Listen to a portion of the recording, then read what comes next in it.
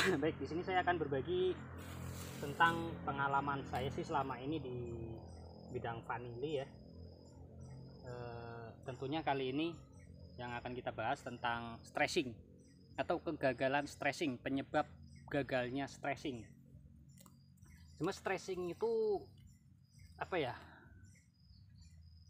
Tidak wajib sih, kalau menurut saya itu tidak wajib, kecuali petani yang memang nggak sabar atau nggak sabar pengen cepet-cepet mendapatkan hasil panen, yaitu misalkan usia tanaman itu udah 1,5 tahun atau 2 tahun. Mereka masih penasaran atau mungkin masih, yang biasanya yang sering melakukan stressing ini yang ya petani masih pemula ya, biasanya karena nggak sabar pengen cepat merasakan panen atau pengen cepat mendapatkan hasil, itu biasanya mereka lakukan stressing. Nah, tentunya stressing itu juga banyak cara ya. Stressing itu sudah kita bahas juga berkali-kali di konten-konten saya di bawah yang udah kita bahas selama ini, itu sudah banyak yang kita bahas. Nah, sekarang kita akan membahas faktor penyebab kegagalan stressing. Tentunya stressing itu tidak tidak begitu kita stressing itu langsung bisa berhasil. Misalkan di usia 2 tahun nih, wah kita penasaran, kita langsung stressing aja biar langsung berbunga, dan ternyata hasilnya nol atau tidak berhasil untuk stressingnya. Nah, apa sih penyebab gagalnya stressing? Nah, satu, penyebab gagalnya stressing itu karena batang masih terlalu muda dan belum layak, dan memang belum siap untuk berbuah. Nah, kenapa ketika batang muda itu di stressing itu gagal berbuah? Karena yang pertama dari faktor alam. Nah, faktor alam itu yaitu dari cuaca. Ini sangat menentukan nih, cuaca. Apalagi untuk tanaman tua juga, kalau cuacanya misalkan terlalu tinggi curah hujan atau tidak ada kemarau, batang tua pun terkadang tidak berbuah. Apalagi yang muda yang di stressing biasanya gagal. Lalu ada lagi penyebab gagal, yaitu karena petaninya sendiri yang tidak sabar. Dilihat mungkin karena pertumbuhannya bagus, mungkin panjang sulur di usia 2 tahun itu sudah mencapai kurang lebih 8 sampai 12 meter, mungkin dikira sudah sanggup atau mampu untuk dibuahkan. Ya, kalau misalkan dari cuaca juga mendukung, dari batang memang sudah siap, itu mungkin berhasil.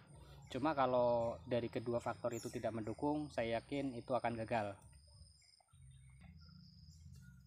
Lalu apa sih yang harus dilakukan ketika stressing kita itu gagal? Ya mungkin entah faktor alam ataupun faktor dari memang ketuaan batang. Yang dilakukan ya sabar. Jadi walaupun itu gagal, misalkan sudah kita pangkas nih di bagian pucuk.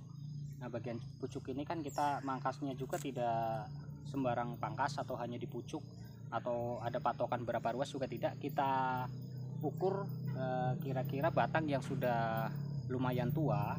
Biasanya kalau batang-batang usia 2 tahun itu di panjang sekitar 1 meter atau mungkin 70-80 cm, itu batang ke bawah udah tua dan pucuknya mungkin masih jauh seperti ini. Dan itu bisa ketika kita stressing walaupun gagal, itu akan mempercepat penuaan batang dan mungkin akan berbuah di musim bunga berikutnya, bukan di musim bunga sekarang di tahun ini, karena masih terlalu muda dan juga mungkin untuk cuaca juga tidak mendukung. Jadi melewati satu masa pembuahan, dan tahun depan batang itu sudah cukup tua dan mampu untuk berbuah. Jadi ketika gagal, kalau memang sulur itu terlalu pendek yang kita pangkas, misalkan panjang sulur yang kita buahkan itu yang kita gantung hanya sekitar 2 meter, itu kita biarkan tumbuh tunas baru dan memanjang lagi biar sampai usia 1 tahun kemudian baru kita potong pucuk kembali.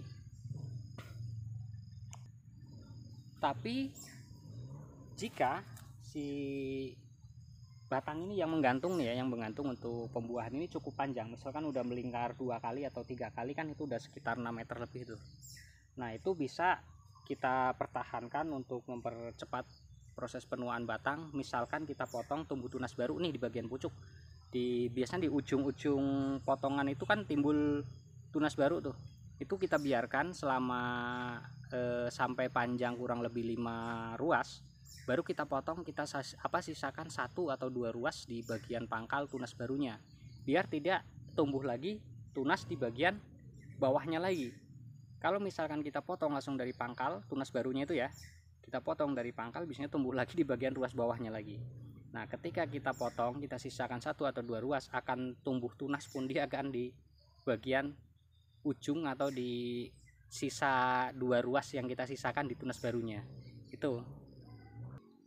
Jadi ada beberapa hal, yaitu salah satunya sulur yang terlalu pendek itu akan menyebabkan gagalnya stressing, dan batang yang terlalu muda itu juga akan gagal di stressing, hanya akan menghasilkan penuaan batang dan akan berbuah di tahun berikutnya. Yang ketiga yang paling penting adalah faktor alam, yaitu dari cuaca.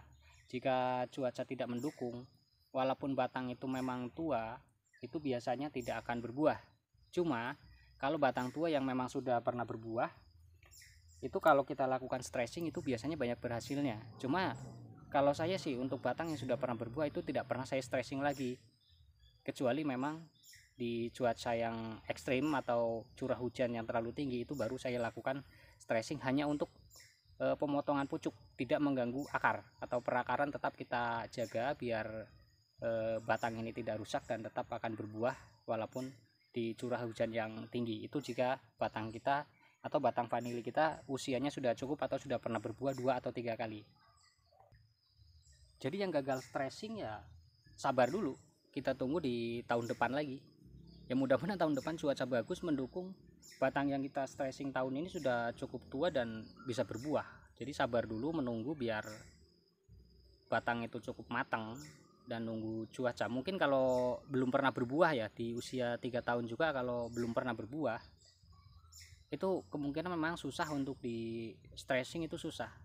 Itu tergantung juga dari alam ya, faktor alam sangat menentukan. Walaupun usianya 3 tahun batang cukup bagus pun, kita paksa stressing, kalau cuaca tidak mendukung tidak berbuah kalau batang-batang muda yang belum pernah berbuah. Mungkin cukup itu sedikit penjelasan tentang gagalnya stressing dari saya. Mungkin kalau masih ada yang kurang jelas atau mau ditanyakan, boleh di komentar juga bisa.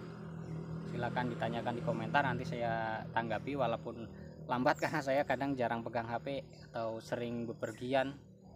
Kecuali pas lagi santai di rumah mungkin bisa langsung saya jawab untuk pertanyaan-pertanyaan di komentar.